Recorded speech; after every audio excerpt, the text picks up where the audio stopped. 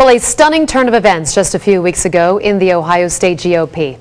One that is hard to believe would happen in a modern state election. Well, tonight it is highlighting what may be a civil war between establishment Republicans and Tea Party Republicans in Ohio.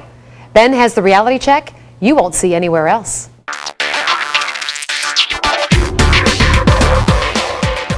Well, this case is a little inside baseball, but when you look at how shady it seems to be, it's no wonder so many people have been emailing me from across the state questioning our current political system. Here's the background. January 31st, early voting for Ohio elections began for the state, and that includes for the state Republican Party. Among those elections, slots for the State Central Committee. Now, each SCC has an elected male and female representative from each of Ohio's 33 state Senate districts for a total of 66 elected representatives. They are elected every 2 years in the Ohio primary. Could this be less interesting? Well, here's where a very unsexy election in Ohio gets really messy. January 31st, I told you early voting began. But on February 3rd, a motion was made by State Committee member Charlie Knight for a new rule. That rule he proposed was in order to be seated as a GOP State Committee candidate, you would have had to have voted in the last 3 consecutive Republican primaries. Who cry foul? Well, candidates in the State Central Committee race in District 14. You see, there are 3 guys running there. Scott Nichols, he's the founder of the Claremont County Tea Party, Kurt Hartman, and Gregory Simpson. But under this new rule, 2 of the 3 candidates could not be seated even if they won, which means only one candidate, Gregory Simpson, could actually win the seat.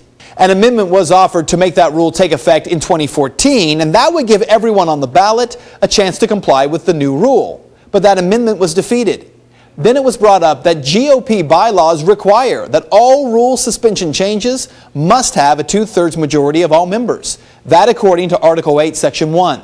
But not so, says GOP state spokesman Chris Maloney, who says a simple majority is all that's needed if written notice is given 10 days in advance. And he says it was. So what happened? Well, the motion passed by a simple majority of 29 to 28. One of the candidates in that race, Scott Nichols, talked with me today. Our particular State Central Committeeman, John Becker, stood up and fought this at his own peril. They threatened him the day before with his own endorsement for the Ohio Republican Party, and he stood and fought it, which I thought was very brave. But even to that, it was done by secret ballot. The opposition in the committee to it was not allowed to see the votes. The votes were counted behind a screen, believe it or not, and then they were destroyed right after the vote. Now, even though it all happened out in the open, it is true that a secret ballot was held, though Maloney says it was a member of the opposition who asked for the secret ballot. It's also true that the cards were destroyed after the fact. But the big question here, how can the GOP believe that it's appropriate to make a rule change after early voting has already started? A rule change that would keep 2 of the 3 candidates in this race from being seated. Well, Maloney says, quote, "I think the timing could not be more appropriate, seeing that the people are selecting candidates who will determine how tens of millions of dollars are spent in the most important election of our lifetime." So here's what you need to know. What Maloney said there, it's technically untrue, because allowing you to go to the ballot and vote for your candidate doesn't mean that you're selecting the candidate if 2 of the 3 will not be seated. In that case, you are just going through the motions. The bottom line here, Maloney says it's important that Republicans are leading Republicans. And that's fine. But he also questions why these 2 candidates didn't vote in past primaries, and that may be a good question. It still doesn't change the facts. The rule was changed after early voting had already started.